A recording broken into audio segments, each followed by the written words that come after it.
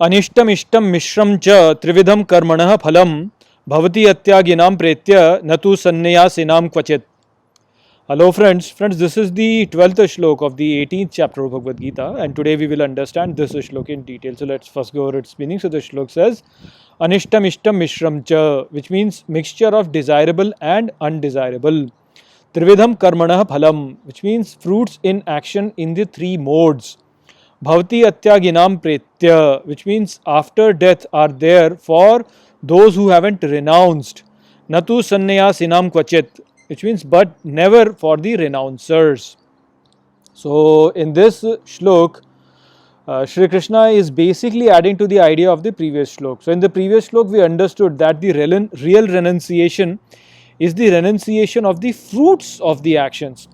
Now here Shri Krishna add that any action performed in such a renunciation will not have any consequences, so they will not bear any fruits. All the other actions will bring a mixture of desirable and undesirable fruits, and those fruits will be in the three modes. So in this way, only by the renunciation of the fruits of our actions can we stop this cycle of action and reaction which keeps us bound in this world. And only by following this sort of renunciation can we attain liberation. So in this previous shlok, we discussed the example of a person who had stopped breathing and died because he was worried that in the process of breathing, he was accruing the sin of killing germs. So we understood over there that such a renunciation is merely an attempt by the person to avoid what he considers to be the undesirable. That is basically the process of killing the germs. But in that process he ended up killing himself, and so he basically accrued the sin of killing himself. So while he tried to avoid the sin of killing the germs, he ended up getting the sin of killing himself. So basically this is something that we have to understand, that the desirable and the undesirable are part of the duality of this world, and they come packaged together. In any action that you perform, there will be the desirable and there will also be the undesirable. But what happens is that we only focus on the desirable and then we act on it. We basically do not focus on the undesirable, or we can say that we are not able to grasp the undesirable in that action.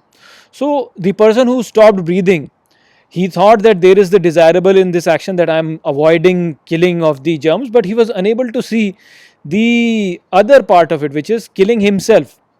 So basically this is just an example to show you what happens. In reality it is the other way around. We breathe thinking that we have to live. We forget that in this breathing we are killing germs also. So we are actually accruing the sin of killing germs.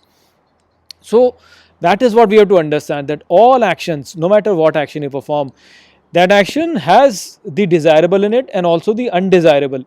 And when we perform those actions selfishly, then we accrue the consequence of both the desirable and the undesirable. So all action in this world therefore have both the auspicious and the inauspicious in it. And whenever a person performs the action with the desire to enjoy its fruit, then he accrues both the good fruits and also the bad fruits. So while performing an action, most people, they only see the auspicious and they fail to see the inauspicious. And so when the bad consequences or the bad fruits of their actions come to them, then they blame the Lord for it. They forget that in that action there was the inauspicious also. So they curse the Lord or their luck for saying that I am suffering like this. They don't realize that whatever actions they have performed, if they had performed them selfishly, then there will be some inauspicious aspect of it, and you have to basically bear the fruits of those inauspicious actions. See, the wise, they do not fall in this trap of the good and bad. They go beyond the duality and perform all their actions without any desire for its fruit.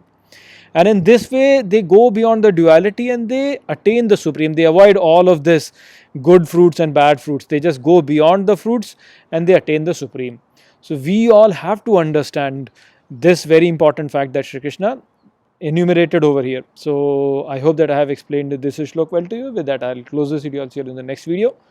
Take care.